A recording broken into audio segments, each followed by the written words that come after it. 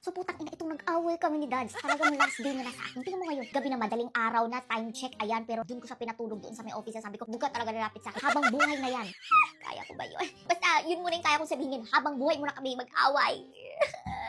So, ayun na nga mga ka-Genius Loves. Kasi nga kahapon, nagpunta kami, nag-attend kami sa event. So, ganda-ganda ako dun sa babae. Sabi ko, ang ganda niya, no? Ganda talaga nung babae. Sabi ko sa kanya. Di ba? Sa paulit-ulit ako na sinasabi ko. Sabi ko, alam mo, bibihira yung ganyan. Iba kasi talaga yung ganda niya. Meron kasing ganda na parang maganda siya, parang angelic face ba? Meron ding ganda talaga mga ka-Genius Loves na parang taas ang sex appeal niya. Yung parang, ang kagandahan niya, parang maglulo ba? Ganun. Sa mga lalaki. Pati babae, parang natumboy na sa sobrang kagandahan. Ganyan. Kasi may ano talagang kagandahan na ganyan. So, by the way, guys, itong ginagamit ko ang Red Peptide Dose Serum dahil magbi-bleaching ako ng katawan ko. So, ito guys, pwede siyang ihalo sa peachy white scrub na pampaputi. Diba dati sinasabi ko yung papapinkish ng nipunggols, ng jutunggos ninyo, pati ang mga mani-mani ninyo dyan, ito pwede nyo nang ipaghalo kasi mas mabilis siyang mag-effect sa skin. Kaya ito gagawin ko habang nagkikwento ako sa inyo, magaganda ko po. Bakit? Bakit talaga?